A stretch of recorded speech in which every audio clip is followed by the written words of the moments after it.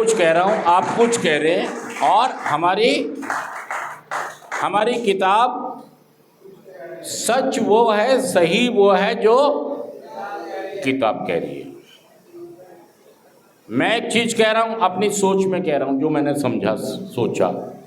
आप भी वही कह रहे हैं, जो आपने सुना समझा, जैसा लगा आपने बोल दिया। गलत वो भी नहीं है, गलत वो भी नहीं है, लेकिन हम कंफ्यूज हो जाते हैं कि ये सच कह रहा है या फिर हम क्या करते हैं, एक बुक निकालते हैं अपनी।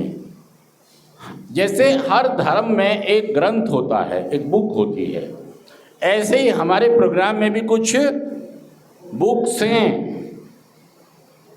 हमारे कार्यक्रम ने भी हमारी और सहायता की है कि हमें बहुत सारी बुक्स दी हैं। सबसे पहली बुक 1939 में हमारे कार्यक्रम की छपी थी, बिग बुक के नाम से। उस पर बहुत मेहनत हुई थी, क्योंकि पहली बुक थी और बहुत सारे जो नशा करने वाले लोग थे, उनके विचारों को आधार बनाकर, उनके एक्सपीरियंस को आधार बनाकर वो किताब लिखी गई थी। क्योंकि किताबों की हर एक रिकवरी को ज़रूरत थी, क्योंकि जो किताबें मदद करती हैं वो हम बोलने से ज़्यादा किताबों में से पढ़ के अपने को निपुण बनाते हैं, सक्षम बनाते हैं।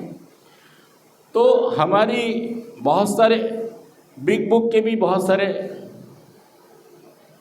एडिशन आते रहे और अब तक बहुत सारी आ चुकी हैं।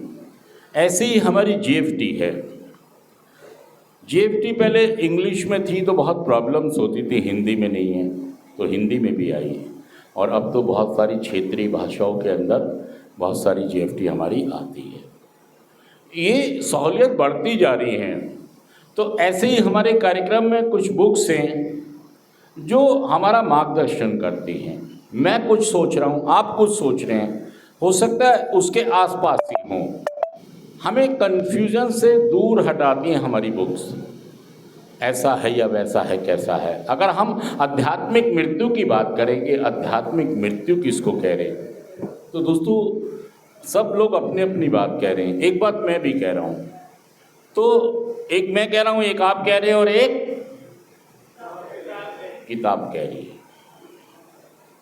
तो हमें क्या कर लेना चाहिए, हमेशा किताब खोलकर पढ़ लेनी चाहिए और उस पे अपने साथियों से, स्पॉन्सर से, काउंसलर से डिस्कशन करना। आध्यात्मिक मृत्यु, जब भी कोई व्यक्ति दोबारा नशा करता है तो बहुत ज़्यादा तकलीफ होती है उसे भी और उसके परिवार को भी। मैं सच कह रहा हूँ, झूठ कह रहा हूँ, ये बात बताइए भाई साहब, क्योंकि बहुत सारी आशाएं, बहुत सारी उम्मीदें, बहुत सारे सपने उस व्यक्ति के भी और उस व्यक्ति के परिवार के भी बहुत सारे सपने जुड़े होते हैं उस व्यक्ति के साथ, उसकी रिकवरी के साथ।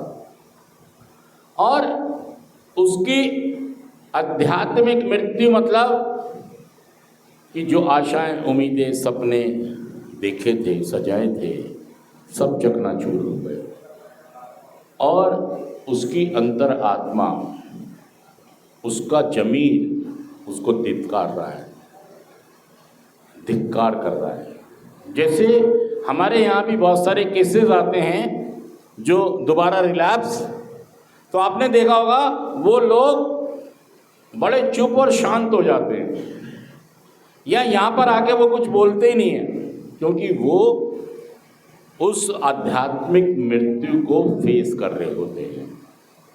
उनकी अंतरात्मा उनको धिक्कार रही होती है कि तूने ये क्या किया। मतलब जितने भी लोग रिलैप्स होते हैं वो भाई साहब उदासी और निराशा में जाते हैं। उनको लगता है यार ये मेरे साथ क्या हो गया, मैं ऐसा चाहता नहीं था।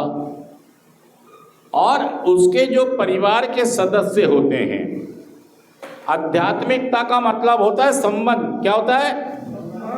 आध्यात्मिकता का मतलब होता है मेरे संबंध, मेरे